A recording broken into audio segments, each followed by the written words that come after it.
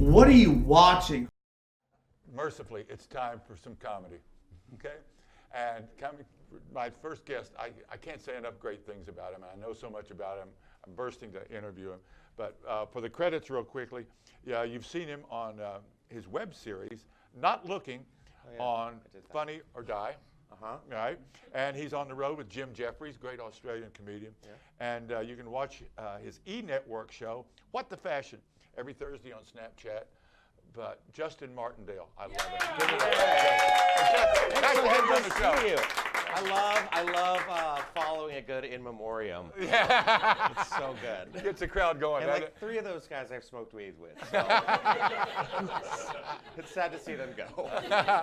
Yeah. But smoke better. I wish they'd had the money for coke. It was a lot more fun. Listen, I want the crowd to know, and we have a lot of regular comedy people as viewers. You were the very last person that the great Mitzi Shore passed and made a regular. Tell us about that. What year was that? That was 2009. Yeah. And tell me about the night it happened, because I was there with her. Yeah, everyone was here. Yeah. It was one of those weird nights. It was a Monday night, jam-packed original room. It was Friday. It was a Friday night. It was Friday night. Yeah, Michael Jackson died Thursday. Yeah. And then Friday everyone kind of came here to like, I guess just be out. It was a summer night. So you followed another in memoriam segment then? I guess, yeah. Flies are flying on me. Maybe it's me. I don't know. Go ahead. And then I was doing it was a bringer show in the main room that night. Kathy Lewis and Tammy Jo Deeren were doing it. And they saw me perform at like El Cid or something on, I think it's Sunset, I don't know. But they were like, we're doing a main room show. It's a bringer show. You have to sell 10 tickets. And I was like, work. Yeah. And so there was like 16 people on the lineup that night, and then I remember Tammy Jo Deeren coming into the back room, and she was like, Justin's going third. It was like this weird energy was happening that night. And so I was like, cool, because I had people there. And I got up there and I did 6 minutes, and I went back down and sat down with my friends in the audience, and Tammy Jo's like, get up right now. And I'm like, I'm watching the show. Yeah. And she's like, get up right now. And I'm like, why? And she goes, Mitzi Shore just passed you as a paid regular. And I was like, who? It's the worst story, because I was like, I don't even know what that meant. It was my first time like literally here ever. Yeah. I'd never done open mics. I never was a door guy. I just happened to like show up. Yeah. And she just happened to like walk by the room and saw me and was like him. And back when Tommy used to work here, the door guy, or he worked in the ticket area, whatever. Box office, sure. She went up and was like, make him a paid regular, and he was like, you mean like give him development spots or whatever? And she's like, no, he's ready. He's exactly what this club needs. And then she disappeared into a flourish of bats, and that was it. And the strangest thing is, and I can say this because Mitzi was like the closest human being to me in the world. Mm-hmm. For 2 years, she'd been in and out of consciousness and sanity and stuff like that. And she just wasn't never at the store, and she just wandered through while you were on stage. Yeah. And snapped back to sanity, loved you, made you a paid regular, and saved you, 10 years? Yeah, but I mean, in that so I just celebrated my 10th year here this year. Yeah. And so it's like in that 10 years is what I've learned how to grow and find my voice. And because it was just literally, I'd only been doing stand-up from October 2008 to June 2009. Yeah. Well, can I share what she told me at the, because I was there that night. Oh, do I know this? No, I don't know. Okay. I think what a dick! That's what she said. I think he's going to be the gay Robin Williams. Perfect. I'll take it. I'll take that. That's exactly what she said. Good. All right. I mean, she spotted the safe one. She saw the straight one for 6 minutes and made the same decision. Yeah. And she was just as right. Yeah. That's cool because he was like my idol. Yeah, because your kinetic energy up there, fast response, quick release. I mean, always going hyperkinetic energy and brilliant punchline. You wrote for Joan Rivers, right? I did. Yeah. What was that like?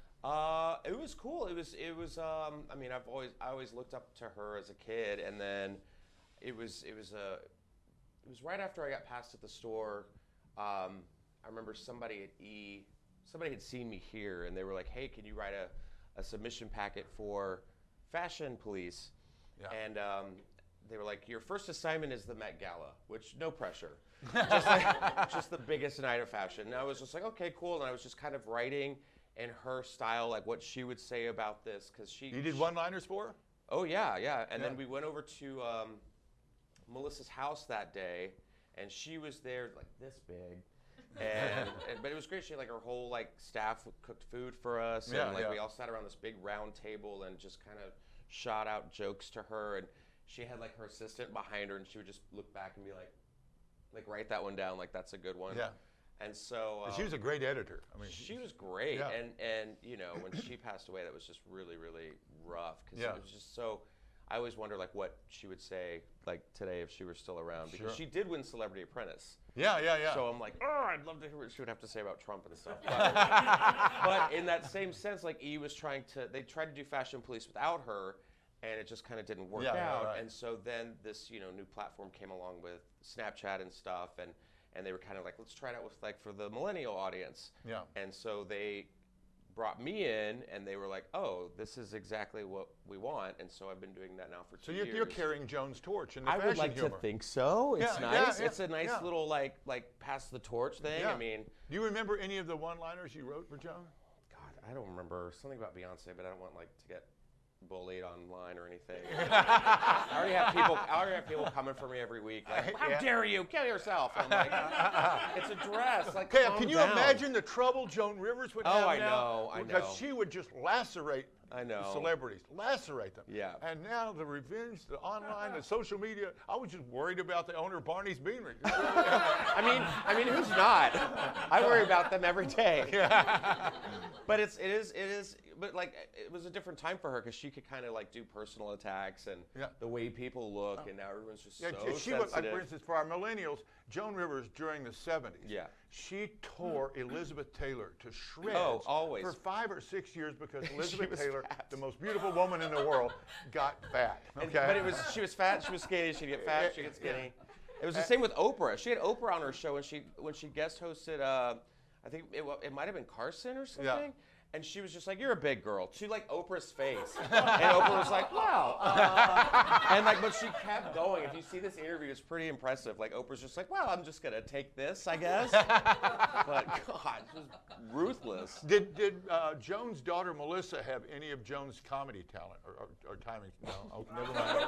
No, I don't want it. No, really, no revenge. I'm sure she had some of her surgeons, but not the last one, I hope. Not the last one. She said, I want a nose to die for, okay? This is comedy, okay? It's not pretty. Yeah. Well, anyway, let's let them know what you do. You have a theory about the villains at Disney. Yeah. Tell us about it. Well, the live action films are like a new thing, and I went and saw Lion King, and I was just bored to tears. It was just fun. Yeah. My sister actually texted me today, and she was like, it was terrible. And I'm like, thank you. You're family. And then I went and saw Aladdin. And I think as a kid growing up, I was the oldest of 4 kids. So whenever we took road trips, we would have like a TV in the car with us, which was like an actual big TV. Yeah. And they would be hooked up to the cigarette lighter when people smoked in cars. And we would watch all these videos, and like as a kid growing up and not knowing like how to identify as like gay or straight, or like sex was never talked in my family or whatever, I would always identify with the villains from Disney because they were just fierce. Yeah. They were just like they were all just like these badasses with like magic powers, and they all lived out in the woods and didn't have to deal with stupid, boring people. And they had magic and amazing clothes and like ulterior like motives. And I was like, these are the best guys ever. So I've always been attracted to like the villains at Disneyland and stuff. And so so Disney's secret was that his villains were gay. Yeah. Yeah. Well, yeah. I mean, or Jewish. I don't know. That handsome prince didn't kiss Sleeping Beauty that long. Really? Yeah, it was really quick. Yeah. Held his breath. And, yeah, he just knew it was just.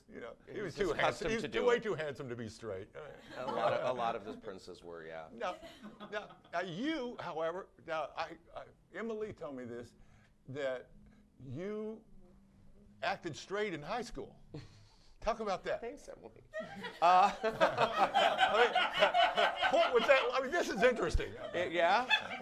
If you don't mind. No. It was. I grew up in Texas, so it's like. Okay. Oh. So, I didn't. I did date a lot of girls in high school. I was very popular in high school.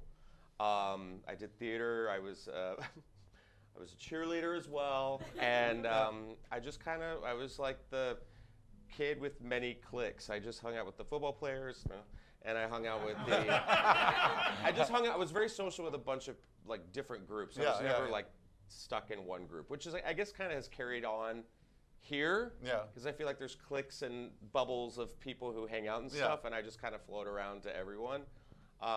Where in Texas were you raised? San Antonio. So I was a high school cheerleader. Mm-hmm. Okay. Now where did you all go to clinic? To clinic. Oh my God, I haven't heard that in forever. I think it was in Dallas. With the SMU. It might have been. Okay. Yeah, That was might have been. NCA. That was Herkimer's famous NCA cheerleading. Yeah. All Yeah, over. it was NCA. Yeah. And I dated his daughter in college, Maryland, and I taught cheerleading clinics all over the country. And I will say I was the best mascot in the state of Texas. So yeah, NCA. It was crazy. And I dated the captain of the dance team. I was homecoming king, all that jazz. What? Yeah. Homecoming king? Yeah. Oh you were my gonna say God. queen. Oh. I was waiting. That's the longest wait I've had You're in a while. Good. Pronouns. Well, now, when you relax, you like to go on. Is it the Renaissance Fair with your friends? Yes. Tell me about that.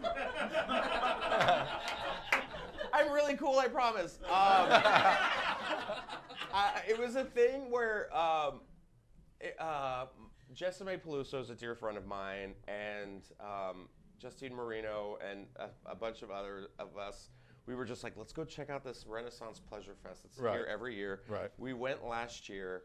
We dressed up, and we had a blast. It was just the weirdest day because people just take it so seriously, and it's just kind of weird and fun to just hang out with like carnival folk, you know. And you look around, there's like a hawk flying over you, and it just lands on someone's arm. But that's the thing about it, is that it starts off really like everyone's in character and having a great day. Yeah. But then they all just get like hammered because they're just outside in the sun. They're all like, in wool and corsets and heavy clothes, and they just get drunk. And then by the end of it, they're all just horny. And so you like look at like Ren Fair people like like hooking up and stuff, and you're like, ugh, and then they're like outside by a porta potty just making out, and you're just like, ugh, and you're like, oh, that's the Queen of England, gross, And then we went back this year, and we went back I think in April, and that's when I saw like all these people who worked here, and we all were like, why are you here? Why are you here? Shh, this stays with us here. Like no one must know our secret. Yeah, but it was really fun. I love doing that. It's really. At the world premiere of Snow White in like 1939, did you hear that the seven dwarves were hired to stand on top of the El Capitan Theater on Hollywood Boulevard for the premiere? Really? And they got schnockered up there. And by the time the stars came, they were all drunk and urinating on the stars coming in to the premiere. And Uncle Walt Disney was not pleased. They were peeing on the people? Yes. Well, So R. Kelly. Rule number one, don't get dwarves drunk. Like have you seen Brad Williams drink tequila? It's the worst. It's the worst. Well, listen, I was talking to Emily about your likes and dislikes, and she'd talked to you. And a lot of people like unsolved mysteries, but you're not one of them. I love unsolved mysteries. Oh, you do? Oh, yeah. Oh, I got that backwards then. No, yeah. Well, Tell me about it. I as a kid, it always was just the scariest show on television. Yeah. And I just remember just watching it and just being, because it was always like, they would talk about, people being kidnapped and like murdered and everything. And then Robert Stack would always be like, they're still on the loose. And you're like, no! and then like I remember getting past here, and Jeff Scott, the piano player, was like, he's like, they did a version. You're on it, aren't you? You're on it? Oh, yeah. The Unsolved Mysteries about the Comedy Store? Yeah. And so And that's when I was I like, am the unsolved You mystery of the are. Comedy Store.